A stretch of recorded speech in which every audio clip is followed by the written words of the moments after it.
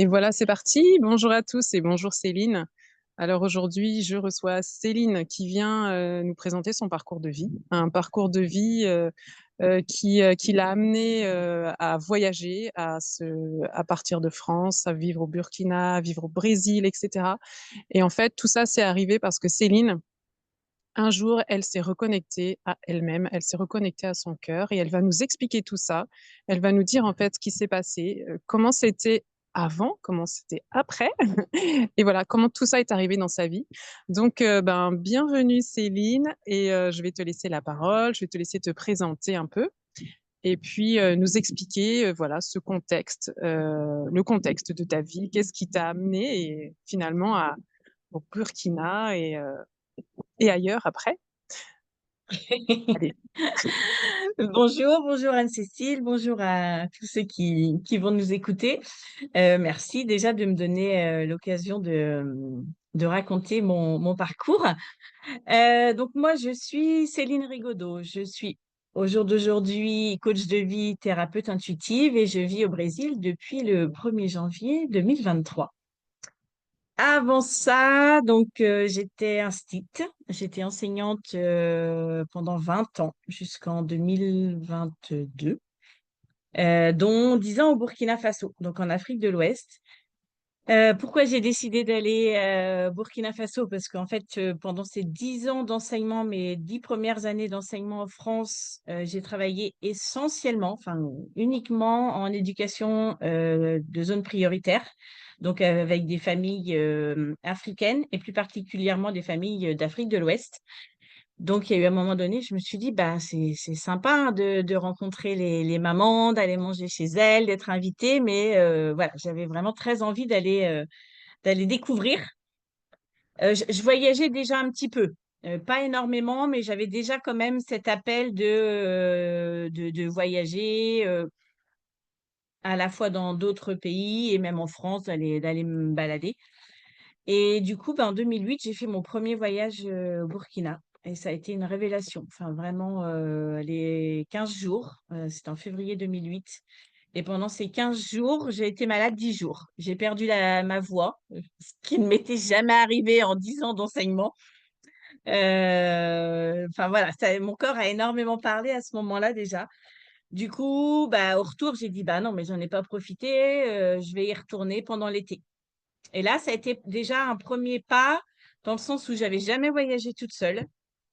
Et où je me suis dit, bah là, je connais, j'y suis déjà allée, je connais les gens que je vais retrouver là-bas. Donc, ça a été bon, un petit pas dans mes voyages. Et du coup, bah voilà, j'y suis retournée un mois. Et au bout d'un mois, j'ai dit, bah non, mais c'est toujours pas suffisant. Donc voilà, ça a été l'enclenchement de je vais m'installer au Burkina.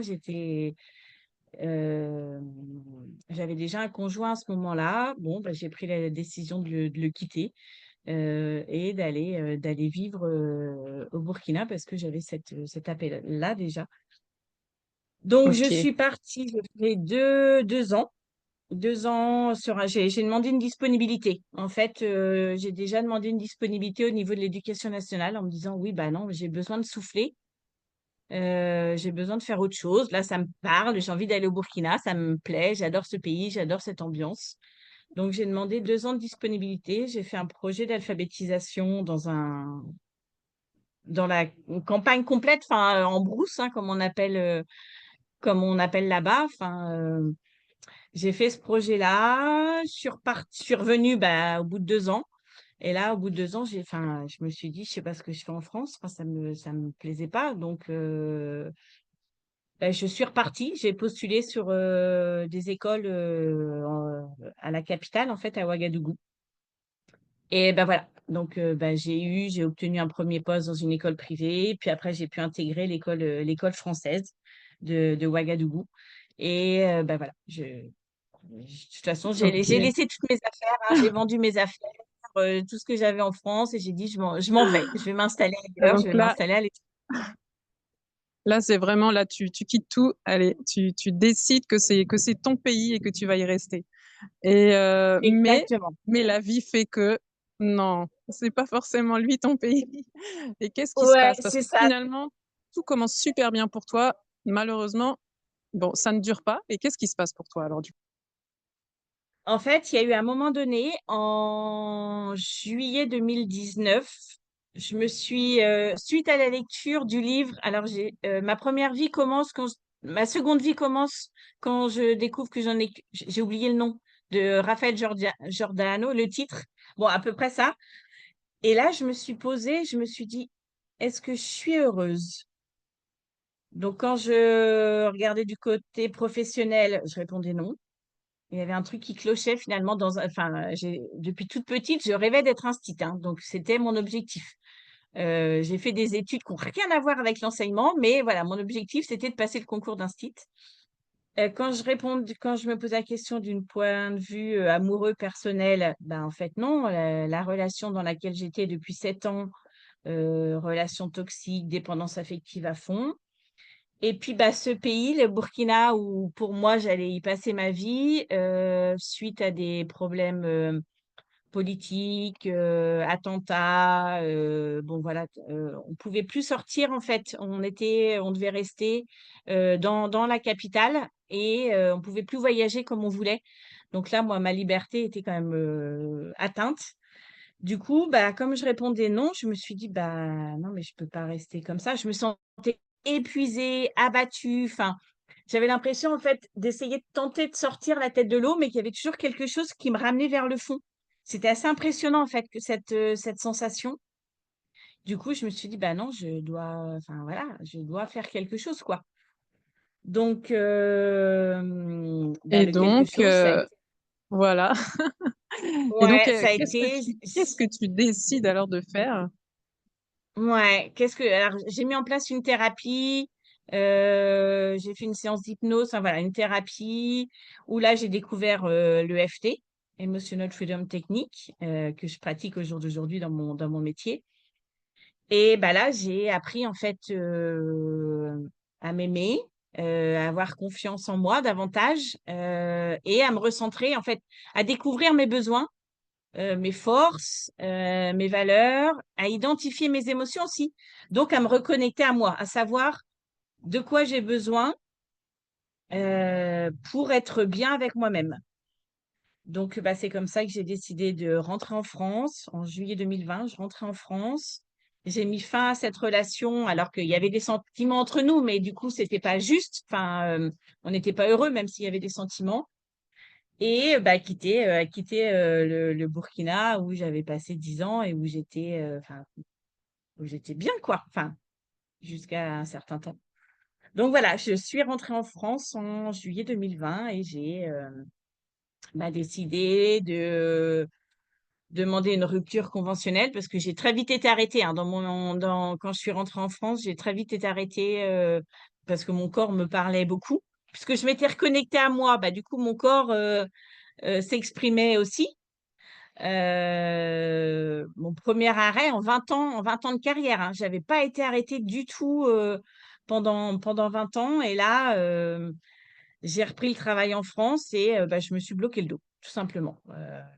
Bloqué le dos. Ça a été le premier arrêt hein, qui s'est enchaîné voilà, pendant 2 ans.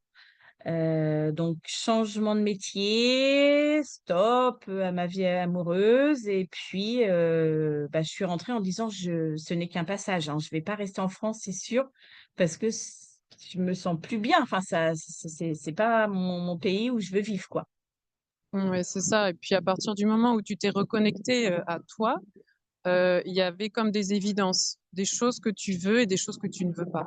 Et là, c'est quelque chose qui t'a, enfin, tu t'es reconnecté à ça. Et c'était pas si évident avant, en fait, hein. C'est ça de ce que, de ce que j'ai compris. Ouais, et ouais, Et là, exactement. ouais. Ouais, il y avait vraiment, bon, oui, il y avait ce goût du voyage, euh, mais j'avais pas conscience en fait. Il y avait voilà, je faisais beaucoup de rando dans les Pyrénées, enfin des choses comme ça, mais j'avais pas cette conscience-là. Que là, quand j'ai décidé d'aller au Brésil, donc c'est pareil, hein, ça a été bon, ok, il y a eu l'Afrique de l'Ouest et j'avais aussi dans mes rêves d'aller en Amérique latine. Donc, bah après, ça s'est présenté. J'ai rencontré beaucoup de Brésiliens en peu de temps. Ça ne m'était jamais arrivé, enfin, de rencontrer autant de Brésiliens en l'espace de 3 mois, des Brésiliens de São Paulo. Donc j'ai dit: «Bon, bah, OK, bah, je m'en vais au Brésil, je m'en vais à São Paulo.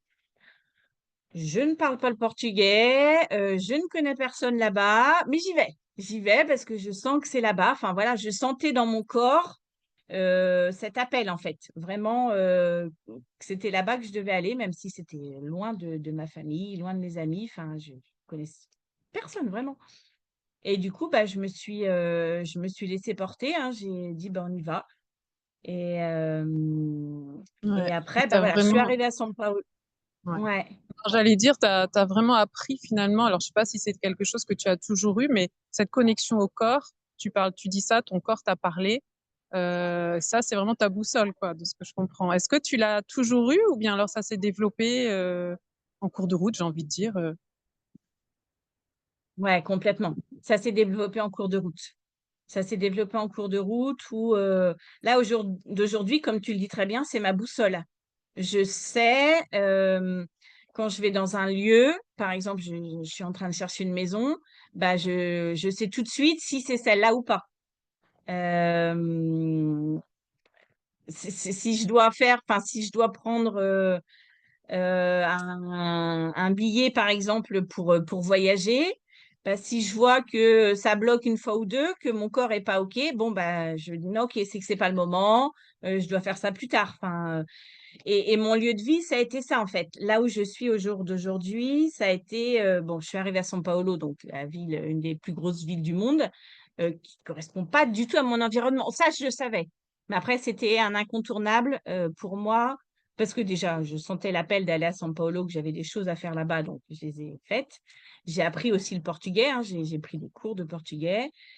Et puis après, je me suis dit: «Bon, OK, très bien, ça fait 3 mois et demi que je suis là-bas, maintenant je vais chercher le lieu où je vais m'installer». Et bah, c'est comme ça qu'en fait, voilà, je suis montée dans le nord du pays, nord-est du pays. J'ai testé sur un mois une ville qui était au bord de la mer et j'ai dit: «Non, non, moi je veux pas le bord de la mer, je veux de la nature, de la verdure, de la montagne». Voilà, là déjà, c'était vraiment, des ressentis qui étaient importants pour moi, sur ce dont j'avais besoin pour être bien.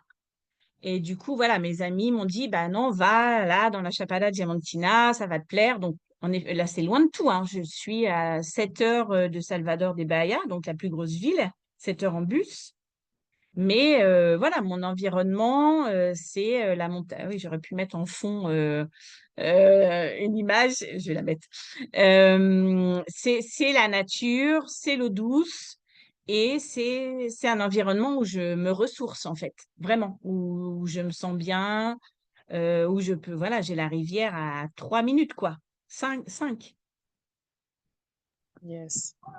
Donc là, vraiment, ton corps t'a parlé, il t'a dit où, était le meilleur endroit pour toi, pour ton bien-être. Tu l'as écouté et tu te Ouais, retrouves là, au Brésil. Et comment ça se passe pour toi maintenant? Oh, c'est beau. C'est ça ton voilà, environnement? quand même. Ouais, Magnifique. Waouh! ouais, c'est ça. En effet.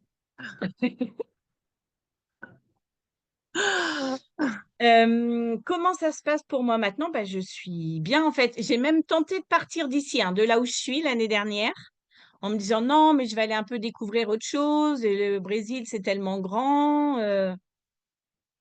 Bah, 5 semaines après, je revenais.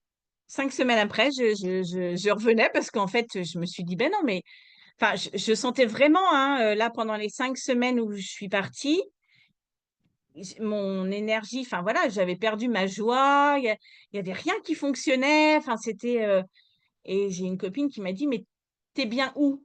Et alors là, beh, je me suis effondrée en disant: «Mais je suis bien là, à Lençois!» la ville où je suis actuellement, enfin, parce qu'elle a beaucoup de caractéristiques. C'est une des régions les plus afro du Brésil et ben voilà, je retrouve quand même, ce que j'ai connu au Burkina, l'ambiance, la chaleur, enfin, la chaleur humaine, et voilà. Et au jour d'aujourd'hui, j'ai pas je suis bien. J'ai aucune envie de partir d'ici et même si je suis loin de ma famille et de mes amis, bah, voilà, internet fait qu'on a quand même, voilà, des relations, régulièrement et heu et ben, Et voilà.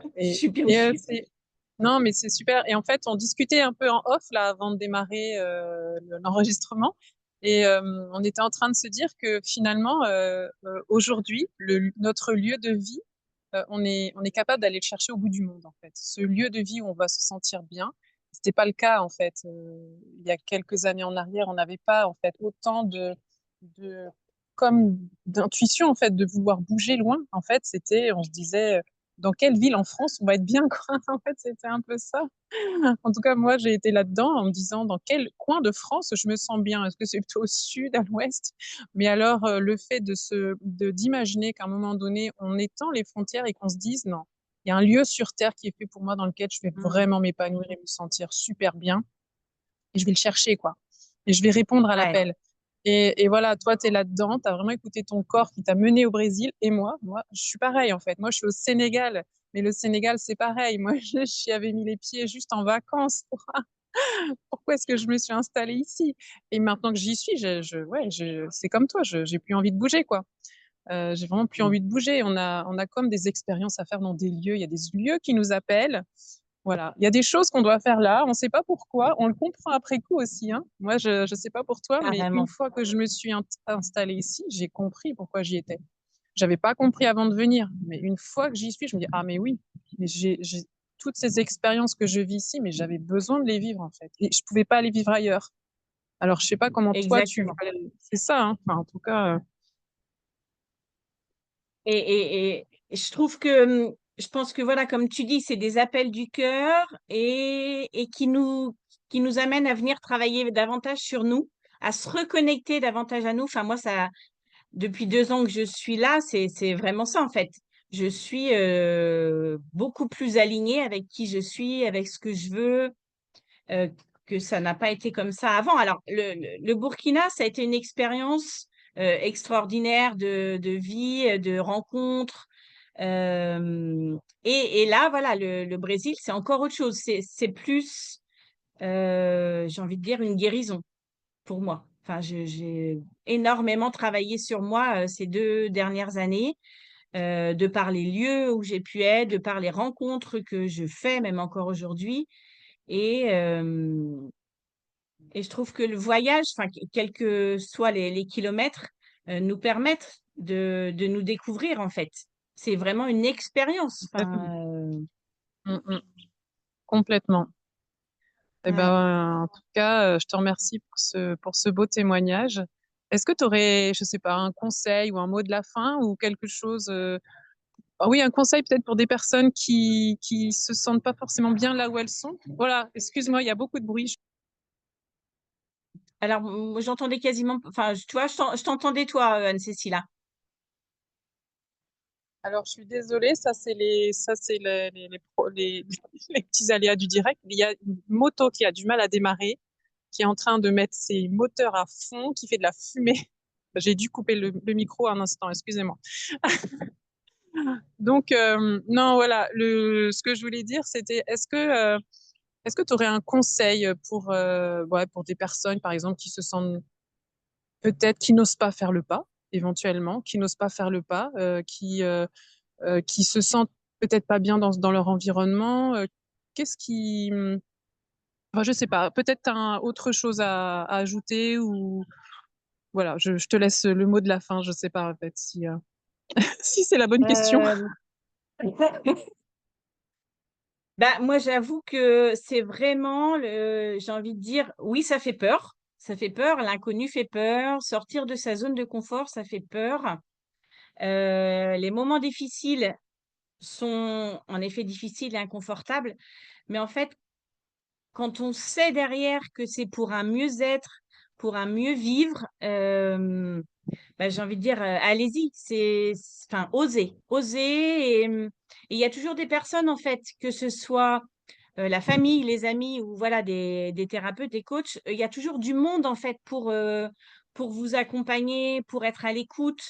Dans ces moments-là, en fait, on n'est pas seul. Enfin, moi, je me sens pas du tout seule, que je sois hyper loin ou, enfin, et on rencontre en plus du monde sur place. Enfin voilà, moi j'ai des amis, j'ai rencontré ma famille de cœur ici. Donc et je l'avais rencontré aussi. J'avais une famille aussi là-bas, enfin, au Burkina. Donc, ça n'a pas de prix, en fait. Vraiment, moi, je regrette rien du virage que j'ai pris en 2020. Et donc, j'ai envie de dire, osez Oser. sortir de votre zone de confort, osez vous choisir. Enfin, c'est le plus important, en fait, pour Ouais, être bien avec soi-même. C'est oser choisir et dire oui à la vie, parce que c'est tellement chouette, en fait, de se lever le matin avec le sourire, en se disant bah ouais, je vais passer une super journée. Oui, il va peut-être y avoir des moments difficiles, mais pour autant, on trouve toujours des petits moments qui ont été chouettes dans une journée. ouais.